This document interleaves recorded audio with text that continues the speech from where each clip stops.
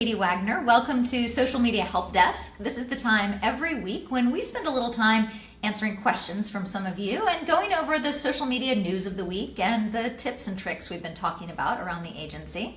I'm here today with our content editor, Ansley. Hi. And our director of operations, Stephen. Hello. Hello.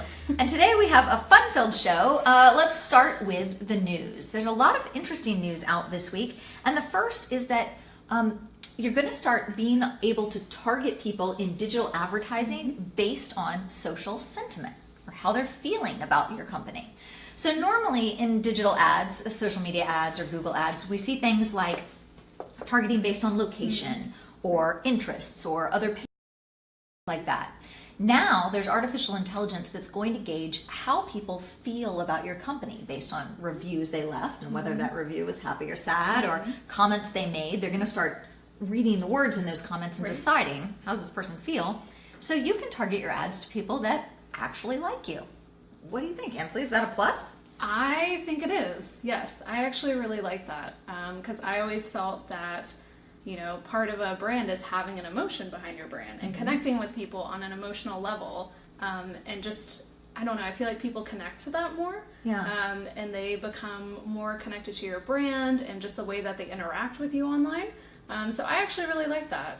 I like that you can target people who are actually interested and really like your brand as opposed to being angry or super sad about your brand. Right. Well, I mean, and as marketers, somebody could be in your target audience, but if they don't care, what good is it? You don't want them. Right? So it allows us to be a little more honed in. What do you think? Yeah. I mean, you know, social ads are going emo, right? You know, they're I don't even know what that means. They're Is that a problem? they're getting a faux hawk and they're listening to Dashboard Confessional. So I get it. Emo. It's emotional, right? Emotional. Right? Got it. Sorry. I think it's good. I think it's just the next phase for advertising, and it's really taking it beyond. Think about simple like Google advertising. It's great because you're doing just a simple keyword research, and then you're getting a result for that. And then Facebook's starting to introduce, okay, now you can target people based on interests and behavior, and now they're taking it to the next step, which is based on emotions. It's an evolution. Yeah. So we need to know, Stephen, did you practice the emo joke before we got out here, or just that? No, that came to me. Yes, absolutely. Yes, you might have known something about a faux hawk in your day. Yeah, I was going to say, basically, it was me in high school. So. I could totally see Well, more on that later. That's next week's episode. Okay, so the next piece of news is about social search. So voice search is becoming more and more popular these days because of things like Alexa and Google Home, where you just ask for things and they find them, right? But they find the answers to your questions on the internet, right? That's not a surprise to us. And so now they've released some research about what makes something show up well in voice search. And there's a lot of factors that go into it. How much authority your web domain has with Google, load speed, page load speed. Absolutely. What else? How well your search engine optimized, right? Yeah, well, it's interesting because it actually, a lot of the factors that go into showing up well for voice search are actually the same factors that help your website be optimized for just regular search in general, for Google or Bing or any of those. So it's really a lot of the similar factors, but yeah, page load speed are really important. Having a high domain authority is really important. Those types of things are what's going to help you and your website show up higher or show up more frequently for voice searches. And so when we say, Alexa, who's the best social media agency around, we want that to be us, and so the rank of our website actually helps her find us more easily. Absolutely, because Alexa is using search, herself or the technology, right? Right. And so it's very similar technology to just doing a simple, Google search, right? Not that a Google search is simple, but it's very similar. So the same factors that go into optimizing your website also go into search, voice search. So it's really important that you are optimizing your website not only for Google but also for voice search because it is becoming more and more prevalent. Those devices seem to be everywhere. I mean, we have one in the back here, right, that we use. Yeah, don't say Alexa too loud. I'll start talking to us. Right, Alexa, get out here and host the show. Do you have one at home, Ansley? I don't actually. I've never been on that. Like, I don't know. I just don't do voice things a lot. So every time I even try it on my phone, One time I was like, oh, call my mom. And it's like, oh, FaceTiming someone from high school. Yeah. I was like, no, that's not what I want to do. Yeah, right. So I have not had good luck with it, no. Yeah. Yeah. It's hit or miss for me as far Right. as voice stuff goes. We've got the Alexa here. Personally, I don't have one. We don't have one at home. I was going to say, I would know if you did. Yeah, exactly. No, I've got one hidden away. No,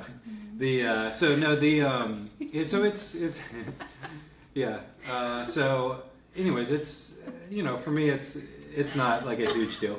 I don't know why This is Tuesday, full of laughs today. this Tuesday is off the charts for your comedy level. Well, good. I'm glad you think so. I actually have really good luck with the voice texting. You guys know, if you've ever gotten texts or emails from me, I live and die by that because I'm driving. It's not safe to type while you're driving. Yeah. And so I have taught my phone to know all my mannerisms and stuff, so I can go smiley happy, smiley winky, smiley angry, and it like puts it in there. Oh, that's right? great. Which is kind of fun. Has nothing to do with what we're talking about, but good tidbit. Yeah. Okay, so one of the things you mentioned for the voice search was page speed, like load times. Yeah. And we actually have some news about page load times too, because Google has now launched some new tools to tell how your website is doing. Yeah. So they've launched two things. They're called the mobile scorecard, which means how's your website doing on mobile, and the impact calculator. So we know that mobile is really important these days. Most people are looking at your website on mobile devices, on their cell phone. And so the mobile scorecard basically tells you how fast your website can load on a mobile site. And then the impact calculator, this is my favorite part, says based on that result, here's how much money we think you may be losing if you don't speed up your site, right? Yeah. Tell me why this is important. Well, page load time is super important, right? If a page is loading too slowly or only partially loading, it's going to really impact your user's experience. And a lot of times they're just going to leave. If that web page isn't loading in at a time that they feel is fast enough for them, then they're out of there. They're going to go find another website that's going to be able to do it for them. And so being able to gauge how fast your page is loading, your website is loading, is really, really important. And especially on mobile. And I think that's one thing that I see a lot is when we look at people's websites is they might be okay on desktop, but they kind of just don't even think about mobile. And you pull up their mobile website on your phone and it doesn't look great, it doesn't load fast, the pictures are kind of all over the place, maybe the text doesn't fit the right way. And if you don't pay attention to those things, it's really going to have an impact on your user experience. Yeah, and people have short attention spans. I mean, you're right, they'll go elsewhere. I think it was 2 weeks ago when we had Angie at the Social Media Help Desk, our web designer. She talked a lot about why being mobile friendly was so important. Because that is how most people are consuming web content these days. Oh, for sure. Especially e-commerce and things like that. They're shopping on their phone. Yeah, I do that all the time. You do? What's the thing you've bought most recently on your phone? Probably something from Billabong. But I always do it on my phone because it's just easy, and they have I get their emails, and if they have a coupon or something, you can skip right to it. Totally. Yeah. Super easy. Totally. I'm notorious for falling for Facebook ads that get served to me. Yeah. I buy things off there all the time. Totally. But again, on my phone because it's easy. You click and purchase. But you bring up a good point though, because if we're doing Facebook advertising or social media advertising, the majority of those ads are going to be served to people on their phones, right? And so if you are doing those types of ads, it's really important that you have a website that is mobile optimized, and you're looking at that experience because that's where people are going to be coming from, and that's where people are going to be buying. And a lot of times, you've got almost 100% mobile traffic coming from social media, and so your desktop site almost doesn't matter at that point. Well, it still matters a little bit. I'm just saying, for the purpose of that. For the purpose of that. But yes, a lot of your traffic comes mobile, and I think that's the purpose of the impact calculator that Google has now. They're trying to say, look, it's costing you money if you don't make sure it shows up well on here. So none of us like that. And actually, they have some guidelines. I'm going to read them to you. Google recommends that your site show up no slower than 5 seconds. Takes 5 seconds to load on 3G phones. Does anybody have 3G phones? I was going to say, why don't we just say the 4G? Yeah, 4G phones, it's 3 seconds or faster. So your website literally has to come up within 3 seconds on a phone, or else people, it's the goldfish attention span. People are out of there, Yeah, they're out. All right, good. Any final thoughts on that before we move on? No, okay. No, those are good. All right, so we're going to move on to talking about Twitter next. And I find that Twitter is the most intimidating social media channel. You know, we do social media boot camps here, and we have classes on Facebook, Pinterest, Instagram, LinkedIn, YouTube, and we teach a class on Twitter, and it is by far the one that people are most nervous about. They don't know what Twitter's good for, they don't know whether they should be on Twitter, and mostly they don't know how to use it, right? It moves in real time, there's a lot of information going through there, and it can be very daunting for business owners trying to master it. So today, we have a primer. So we can walk you through how that's going to work. First, we got a question from Tammy. Tammy is one of our boot campers. And she says, how many hashtags should I be using in my tweets? And how do I know which ones? It's a pretty good question. Pretty good question. All right, so we'll have a panel here. Ansley, how many hashtags should she be using in her tweets? I usually recommend doing about 3 or 4, but no more than that. I found, like, for a while I actually did try doing like 2 or 1, not to like have it so cluttered, but I found that having at least 3 gives it a lot more reach. So you have a lot more people interacting with your tweet. And then what was the second part of that? Which ones? How do you pick the hashtags? So I would say, it just depends on your brand and your business. So if you are, I don't know, a juice company, you could go for health and wellness, or cold pressed drinks, or juices, or juice of the day, or whatever is trending at that time. But just keep it relevant to your business and what you want to be talking about and who the people you want to be reaching. So. Okay, so one of your tips might be to look at correct grammar, actually. So you know what? It's live. We're good. Rolling with it. But one of your tips might be to look at trending topics and figure out what are people talking about. For sure. Use those as hashtags. All right. Yeah. I'll let you go next. Well, yeah. So hashtags. Like the more hashtags you have, the more reach you will likely have with that tweet. However, the more hashtags you have also kind of reduces the amount of people that are actually going to want to read it, because it kind of gets cluttered and kind of clunky. It's kind of ugly. So you gotta find balance. That's why Anza, I think like that 3 or 4 is kind of like a good amount. You have more than that, it just looks like a whole bunch of hashtags. Maybe even looks a little spammy in some ways. But if you don't have enough or any at all, then you're really just tweeting to your follower base, which we're trying to get in front of more people, not just the people that already follow us. Well, especially if you're trying to grow your following base, you need to be able to reach out to additional people. So I agree with that. I was going to say 3. So 3 is a happy medium. But one of the things is when you're looking at a Twitter stream, we know that people pass by tweets that have too much stuff in there. Even though they just expanded the character limit, you don't have to stick to 140 anymore. If you fill yours with a bunch of hashtags, you're right. People go, I don't want to read that. And it doesn't do any good if somebody's scrolling past your tweets and not clicking on them or reading them. So, okay, let's agree that 3 might be our magic number. Okay. Solid. And then as far as which ones, I think it's really important to understand what a hashtag really is. And for me, a hashtag is like a bucket that you're going to put your content in, right? So my tweet is about this subject, so I'm going to put it in that bucket. So when somebody searches for that subject, they find my tweet.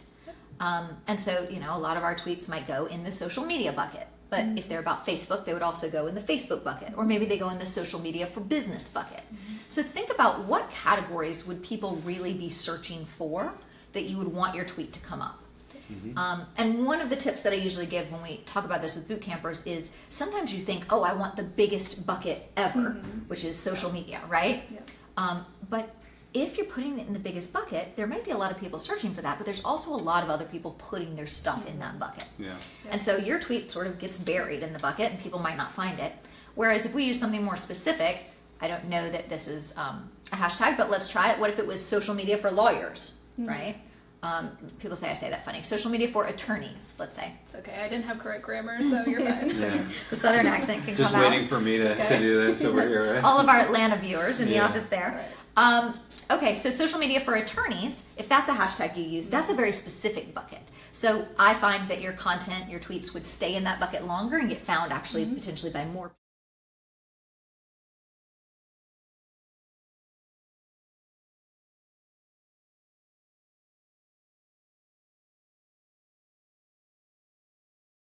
Exactly. So, okay, so Tammy, I hope that helps. I hope you're watching and that helps. That's how many hashtags and which ones. And now let's move on to our Twitter breakdown. If you've used Twitter or looked at Twitter, you'll notice that when you see a tweet, there are lots of commands or buttons around the tweet that you can use. And Ansley's going to walk us through what some of these things are used for. So Ansley, let's start with reply. All right. So this is the most basic. It's going to look like a little quote bubble on the left-hand corner of your tweet. And basically that's literally just for replying to people. So if you want to interact with them or they tweet something and you want to directly say something to them, you can just hit that and it'll go straight to them and they'll be able to see it. The only difference is this is going to be public, so it's not a private message. So just keep that in mind. If you want something to not be shown to the public, just direct message them. If not, just go ahead and reply. And I like these too because they show up underneath that person's tweet.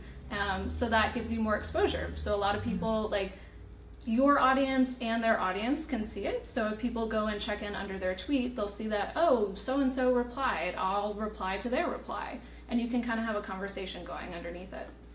Okay, so when you reply, it's public, it goes out in the Twitter stream, but it's good for what? Brand awareness, networking, that sort of thing? Yeah, absolutely. Yeah. Good for exposure and just interacting with people. Yeah, getting yourself in front of maybe a different audience. Because if I reply to Steven's tweet and write something, now I'm in Steven's Twitter stream, right? And I'm in front of all his audience. Right. Yeah. So if you want to get your brand out to a wider audience, you should go reply to some tweets and make some smart comments. Don't just reply for the sake of replying. We're always big fans of real authentic have content purpose here. and intention. Yeah. Like you're not just going to randomly walk up to a stranger on the street and start blabbing in their face. Well, maybe, I don't know, but don't recommend it. But as long as it has purpose and good intention, then yes. Yeah. Okay.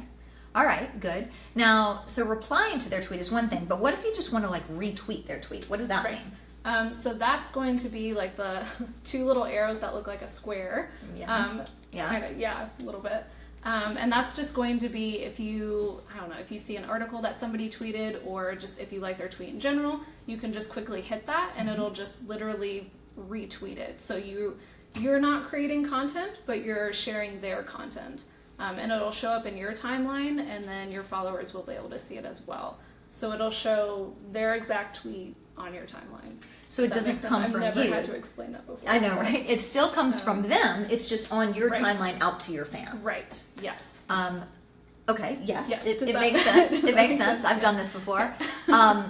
Okay. And so a retweet, you said it's not about creating content, but typically we recommend that people tweet 10 plus times a day, right? Absolutely. And retweeting does give you an additional piece of content to put out in your stream. It counts as one of your 10. Yeah. So if you're following people that have similar subject matters or write about things, tweet about things that are interesting to your audience, this is a good way to share that, pass that content along. Absolutely. Yeah, absolutely. It's like sharing in Facebook, right? Yeah. So it's a good way to get people, more content, And more of your followers' content. I think it's actually a good way to brown nose with the people who wrote the tweet too. Yes. Right? You're we'll call it networking, but you're schmoozing with them a little bit. You're saying, hey, I like your tweet, I'm going to pass it to my audience, and you're helping them get a larger reach. Right. And so when we think about tweeting our own content out, we want people to retweet it because it is like sharing on Facebook. It puts it out in front of their audiences. Yep. But there's one difference though. On Facebook, when you share, you can write your own post associated with it. That's true. A retweet doesn't allow you to do that, but there is a thing that does, and that's to quote the tweet. Right. Okay. Which is a little bit different, but basically, instead of just retweeting that exact tweet, I've never said tweet so many times in my life. I know. Basically, it'll allow you to write something before the tweet. So it'll still show the tweet below it, but you can write in your thoughts. So you can incorporate your brand voice, you can incorporate your opinion. It's just kind of like adding a little flavor to it instead of just retweeting. So I'm putting commentary. Right. Right. Yeah, absolutely. Okay. Yep. And then when it goes out in your Twitter stream, it looks like it comes from you, but then the box with their tweet is still there with their picture. Yep. Okay. Yep. It's so hard to explain It's when it's I not know. visual. I'm but like, can that's- I just have a diagram? Right, yeah. Right. Show it. Yeah, a flow chart. Yeah. You know what? We'll get a Yeah, I get that, whiteboard yeah. back here for next time. We'll do little whiteboard talks. What were you going to say, Stephen? I was going to say, because that's the difference, because with a Yeah. retweet, it still looks like their tweet Right. in your stream. It just says Yes. retweeted by you above it. But with the quote, it actually looks like you've tweeted it, Yes. and it's just their tweet is in that tweet, in Yes. your tweet, essentially. Yeah. within the tweet world. That's right. Yeah. Tweet dimension. You tweet, Yeah. they tweet, we all Yeah. tweet. One of the things that we had talked about this is good for too is making sure you get your brand voice out Right. there. Right. Right? You're Absolutely. taking someone else's content, but you're molding it to your messaging and your Right. brand. Yeah, that's true actually. You can put your own spin on it, or if it relates to your business somehow, you can be like, oh, we love this because we do this too, or something like that. Okay. Creates All right. conversation. Yeah. And there's one more Twitter feature we want to chat about, and that might be the easiest, Yeah. but it's my favorite, and it is the favorite. So tell me what it means to favorite a tweet. I know. We're all on a roll today, I know, aren't we? that's good. Tell I need me. a little drum set over Yeah, here. right. We'll get our xylophone next Yeah, time. We have a right. xylophone in the back. That's Play right. it. All right, so what does it Yes. mean to favorite a tweet, Ansley? Scientifically, it literally just means to favorite it. I like it. It's the little heart icon, and you literally just go ahead and tap it, and it just kind of alerts the person that, hey, so-and-so likes my tweet. And it's a good way just to get someone's attention, or kind of going back to how you said, if you want to get a business's attention, share the love. Yeah, it's a pretty simple one. Yeah. but It effective. serves the same purpose as a like on Facebook, For sure. right? Thumbs up. Yeah. Yes. Yeah. So it's a simple, basic thing. It just shows the heart, Yeah. right? Instead of the thumbs up. Yeah. So that's good. And it's easy to do. Doesn't take a lot of time. You can No. easily just go through and tap a bunch. And Yes. Although one important thing about favorite Yes. is that when you favorite a tweet, Mhm. there's a tab on your profile that shows Yes. the tweets you favorited. right. So I don't like to just favorite everything because somebody's going to see what I favorited. Good Make point. sure it's Right. relevant still. Yeah. Yeah. Just if you don't want people to know you're looking at that tweet, don't hit the heart button. Yeah. Right. Because it is going to become part of your profile to move Right. forward. Yeah. All right. So good primer. Good job. You explained it very well. Thank you. And so the other thing people ask us a lot about Twitter is, how do I know if Twitter's right for my business? Like, is my audience going to be on Twitter? How do I know if this is something I need to wrap into my strategy? And I have a very scientific answer to this. I'll tell you the more scientific one in a second. But my first answer is ask them. You know, how do you ever know where your audience is on social media? You should ask them. I just, before we sat down at the desk here, I just put together some questions for a new client to send a poll to their existing customers and constituents. You know, which social media channel do you use most frequently? How would you like to hear from us?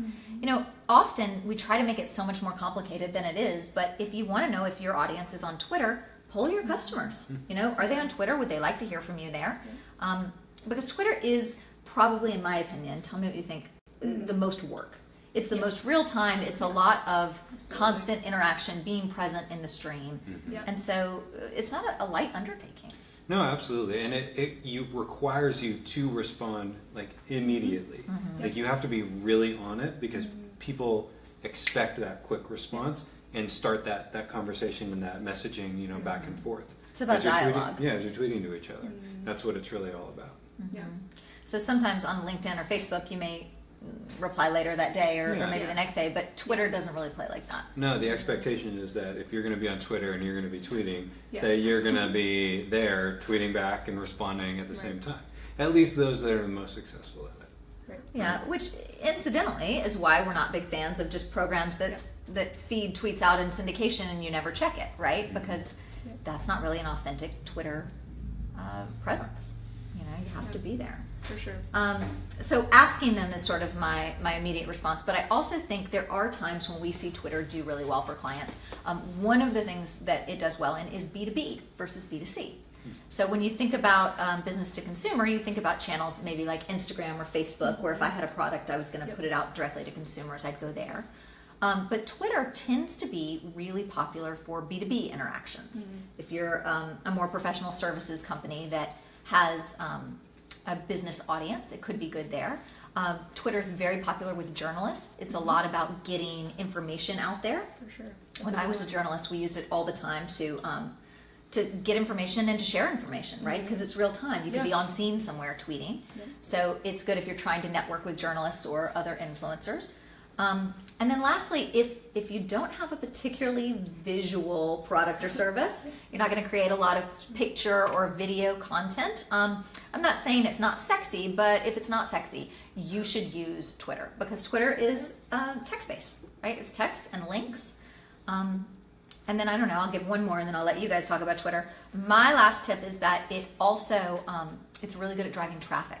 to your website, and a lot of times that's new traffic because it is so link based. People scroll through the Twitter feed and they click on things to check it out. So maybe somebody that's never visited your website before might click on a blog post you shared or a link to your about page on your website. So if you have content that's linkable on your website to get out there, maybe an ebook or a landing page, that's really popular on Twitter. It's easy to do that that way. Okay, so that's my spiel. What have you guys got to share about Twitter? Wow. Sorry. I mean, I get a little carried away. I know. That was pretty much like. It's pretty comprehensive. Yeah. I mean, Yeah. I agree with all that. I think that Good. I think that is very comprehensive. But you know, Twitter is a place where you can get a lot of content out there in a short amount of time, Right. Yes. and you can get it to a pretty broad audience in a short amount of time. You know, you might not get the most engagement on every single one of those pieces of content. You know, in fact, maybe some of it won't have any engagement at all. Yeah. But then some of them, you know, they'll just get picked up and someone will retweet, and then Right. they'll retweet, and it's like almost easier to go viral in a sense on Twitter than in other platforms, just because of the nature of it. Don't you just check the viral button? Well, that too. Yeah. That's what everybody thinks, right? Yeah. I'm going to make this video go viral. Yeah. Yeah. All right, well that's good, and it actually brought up, one more point for me. Okay. It brought up something for me. Twitter is the only channel where you can put the same content out multiple times. Oh, I was just. So, okay, well explain it. Talk about how we share our blog posts on Twitter and stuff. Yeah, so you can, kind of recycle content, but since stuff goes by so quickly in the feed, and like you guys said, it's real time, it's going by very quickly. You can recycle content, you can reuse it, you can reword it, use a different picture in a tweet, kind of mix it up, but still use the same stuff because people are seeing it at different times, and you never know. If someone missed it in the morning, they might see it in the afternoon or in the evening, and I like it. And we blog about every day, about 8 times a week here. Yes. And each of our blog posts, the link to each of our blog posts goes out how many times on Twitter? How many tweets do we make? 7? about 7 a day, right? Yeah. For each blog post, we share it once a day for 7 days, Oh, right? right. So about Yeah. 7 different tweets. We would write it differently each time. We're not tweeting the same thing, but we're using the same link and sharing the same piece of content Right. over and over again for 7 days. Right. Because the number of people who's going to see it one tweet on one day is small. Yeah. But if we put it out multiple times, we get a much bigger audience. And that's been really effective for us in driving traffic to our website. Yeah. So wouldn't recommend that on Facebook. Don't put out the same thing every day. Right. But the algorithm works differently, whereas Twitter is real-time interaction and chronological, right? Mm-hmm. Things go out in the order they're tweeted. Absolutely. All right. Well, all your Twitter questions answered right here.